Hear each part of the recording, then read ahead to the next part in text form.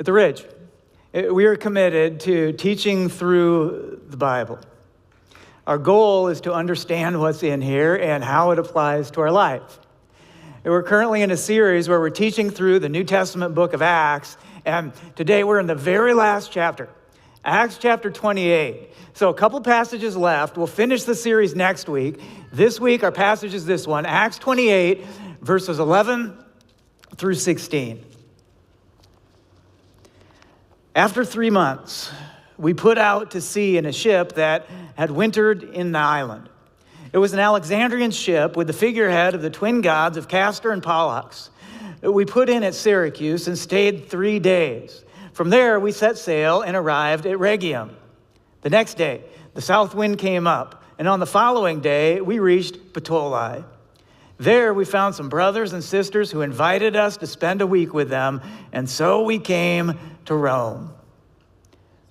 Well, there it is. That's our passage for today. Anybody going to need another hit of caffeine? I first read this passage, and I'm like, really? This is one of those passages, it looks boring. No storms, no shipwrecks, no vipers, no miraculous healings, no teachings, no wise sayings. This is a pretty easy passage to skim. It's a pretty easy passage to skip, but not here, not today. This boring little flyover passage contains one of the most powerful, relevant teachings of God in all the book of Acts. So let's begin digging into it this way. When I was 7 years old, there was something I really wanted. It was these. They were called Freakies. Anybody old enough to remember Freakies? When I was growing up, there was like a season where they were like a wildly popular breakfast cereal for kids. And, it was the thing. One of the reasons I think it was so popular, well, it was because they even had these little creatures that have bumps all over them. They gave them names. They're named Boss Moss, Snorkeldorf, Jamos, Cowmumble. Are those really the best names they could come up with? Well, despite the bad names, I really wanted this cereal. But my mom was hesitant. Why? Number one ingredient in Freakies, well, sugar. Yeah. Number 2 was flour. Number 3, high fructose corn syrup. Number 4, brown sugar. You know what had more nutritional value than Freakies? A candy bar and just about anything else. But I wanted them. Acts chapter 28. Paul, this guy really wanted something.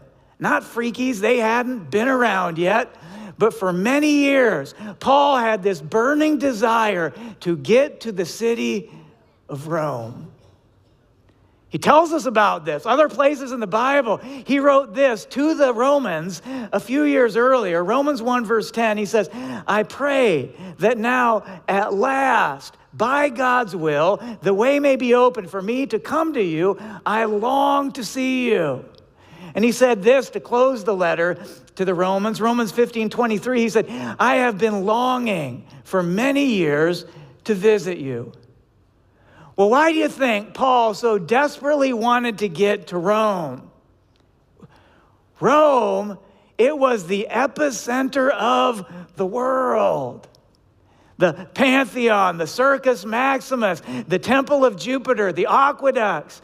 Paul, he wanted to get to Rome, not just to throw a few coins in Trevi Fountain. He wanted to go there because there were 2 million people living there. Paul wanted to go to Rome, and he wanted to tell them all about Jesus. Was that a good want? Yes. Was that God's will? Yes. Was that God's timing? No. A word here to all of us type A, God has more than 2 speeds. Now and almost now. God's also got wait. And he's also got later. See, some of us, we might be in the same situation today that Paul was in then, desiring good things that are part of God's plan for our life. I want to graduate, or I want a diploma, or a spouse, or maybe a child, or maybe a promotion, or maybe a ministry, whatever. There's more to it than just God's will. See, there's also God's timing. Maybe you're in a season of wait today. Paul was.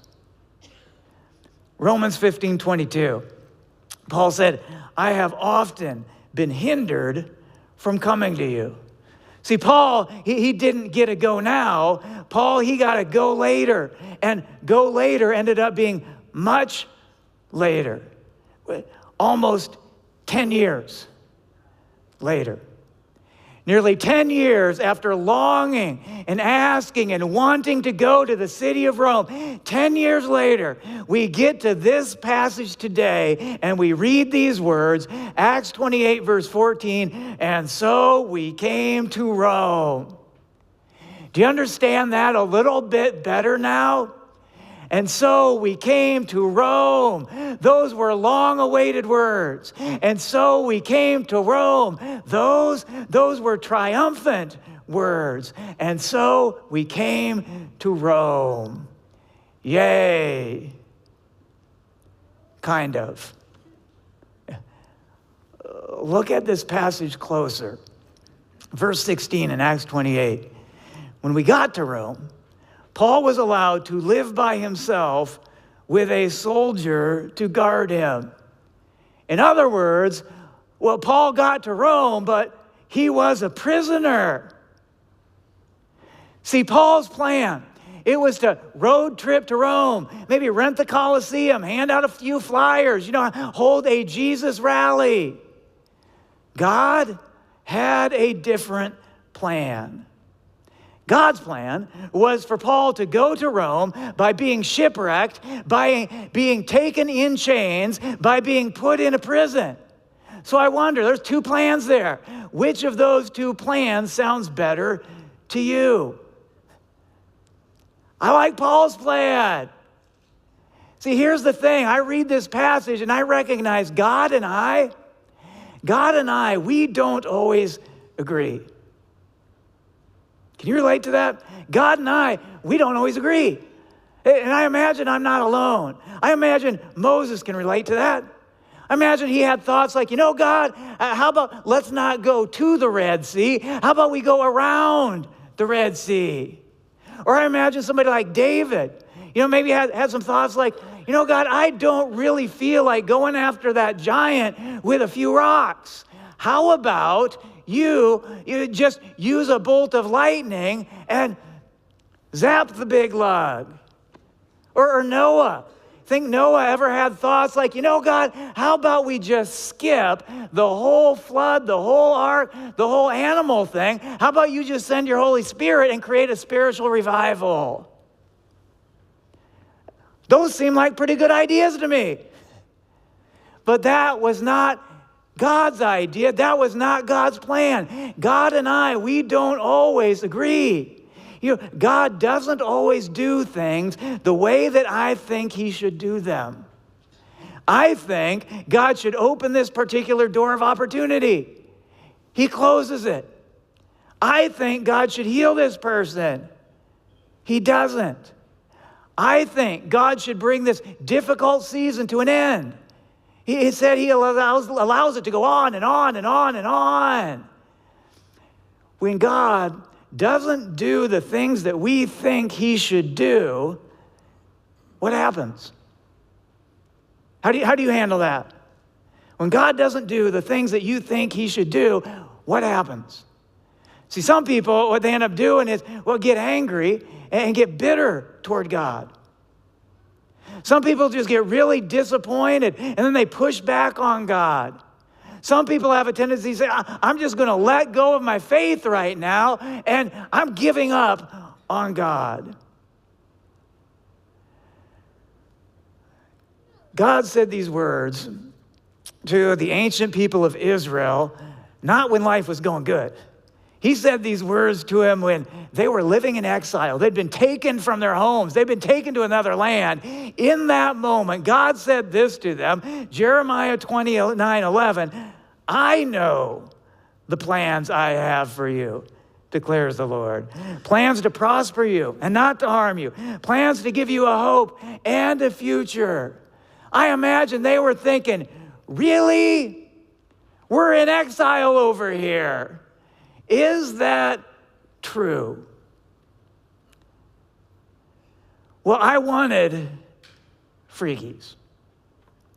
And I badgered my mom until she finally caved. So breakfast was served. I was really excited until I actually tasted them. Freakies are like the worst tasting cereal ever made. I even gagged a little bit. And looking back on it, we really should have been more suspicious because this cereal, it was made by the Ralston Purina Company. Right? The same company famous for their dog food. I wanted them. I thought they would make me happy. They didn't. Ends up, Mom's plan was better. Same thing here. So was God's. Acts 28, verse 16, when we got to Rome, Paul was allowed to live by himself with a soldier to guard him. Paul's plan was to go to Rome, hold a Jesus rally. God's plan was for Paul to go as a prisoner to Rome. A prisoner, confined to jail. What was God possibly thinking?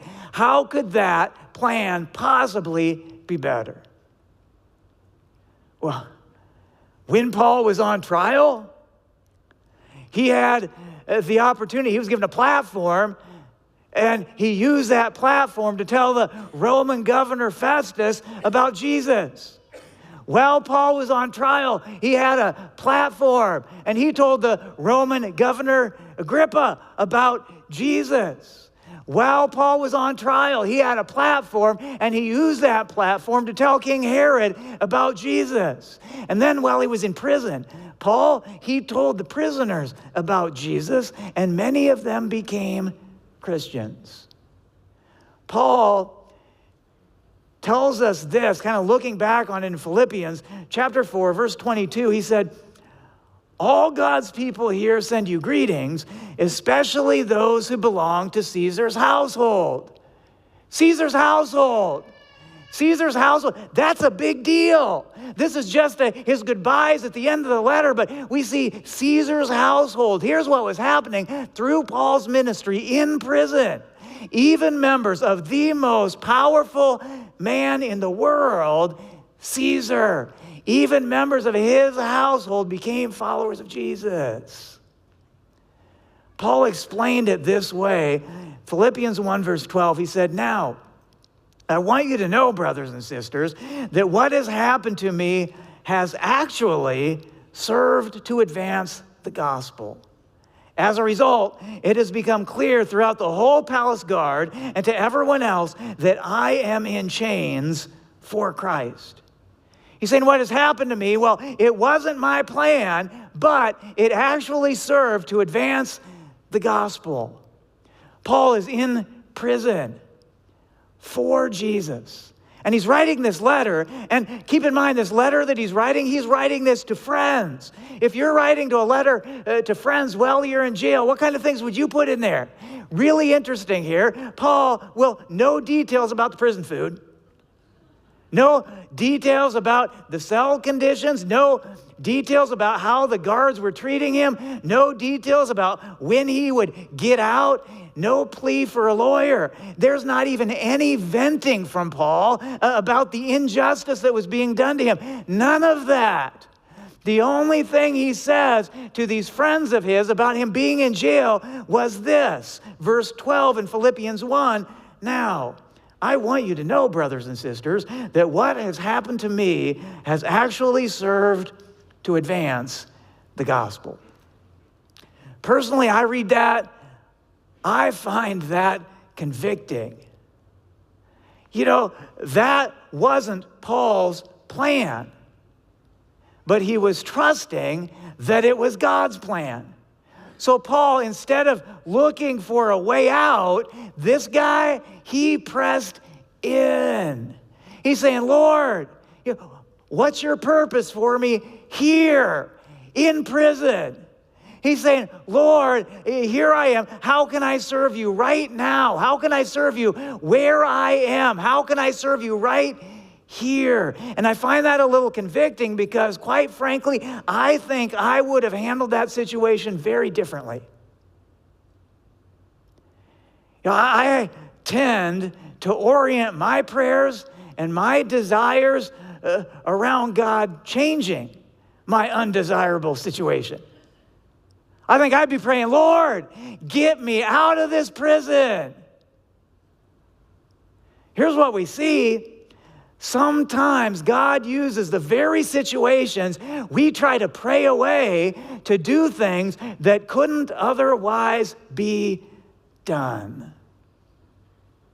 That's what's going on in here. Philippians 1, verse 12, Paul says, now I want you to know, brothers and sisters, that what has happened to me has actually, he says actually.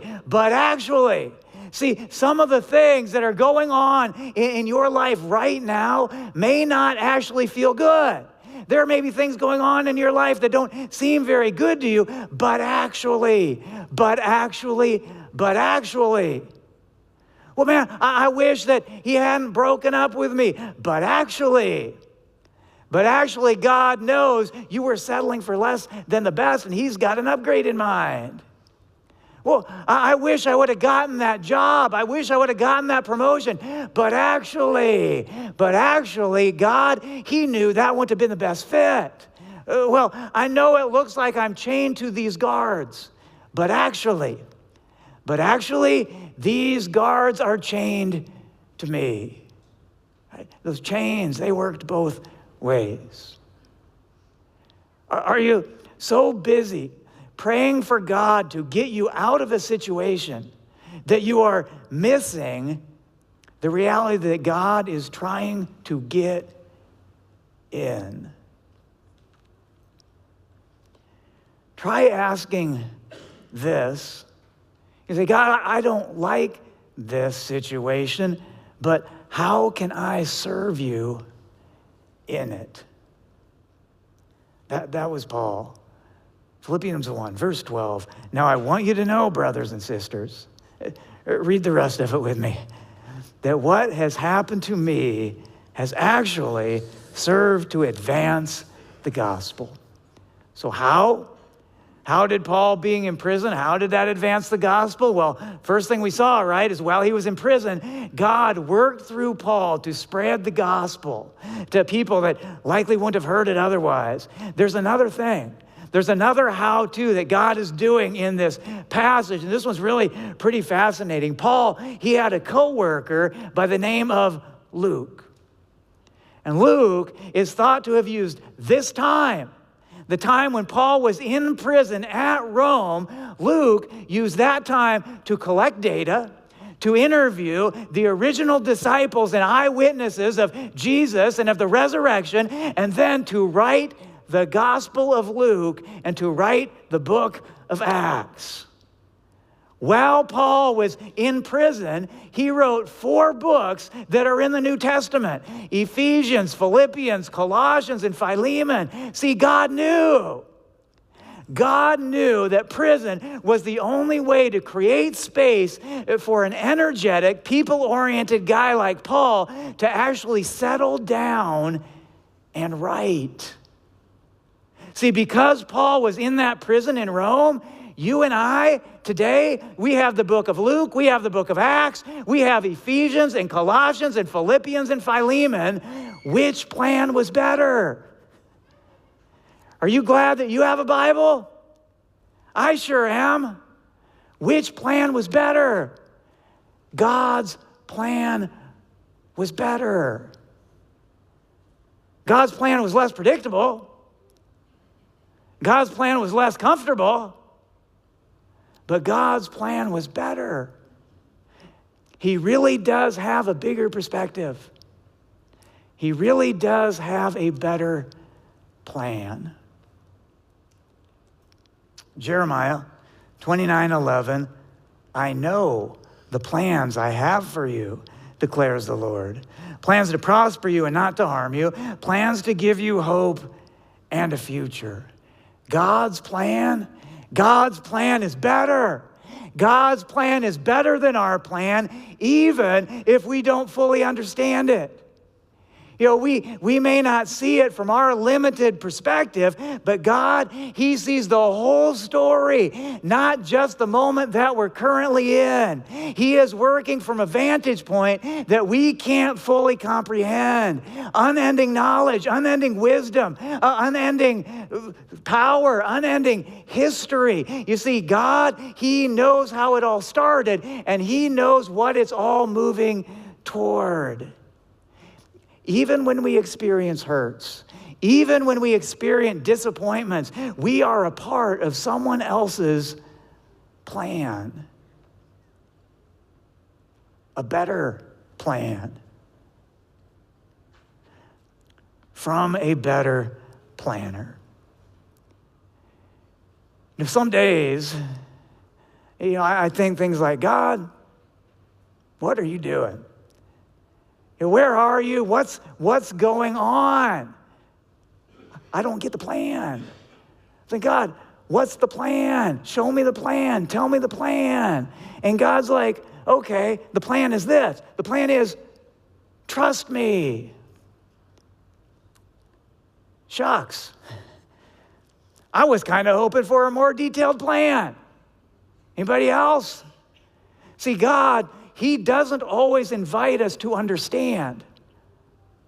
He invites us to trust. To trust that He is competent. To trust that He is faithful. To trust that He is good. To trust that He has a purpose. To trust that He is with me. To trust that He will see this situation through. Our inability to see all that God sees, that shouldn't cause us to doubt Him. That should cause us to trust Him. Acts chapter 28. Paul's plan was to go to Rome, hold a Jesus rally. God's plan was for Paul to go to Rome as a prisoner. And I imagine that Paul had a difficult time understanding that. But years later, you and I, we do. Luke, Acts, Ephesians, Colossians, Philemon. Paul, he's been gone for centuries, but his writings, they're still here. They are our New Testament. See, God, His plan wasn't easy, but it sure was good. What's going on in your life today? Is everything going according to your plan? If not, that's probably a good thing, because there's a bigger plan, and there's a better planner.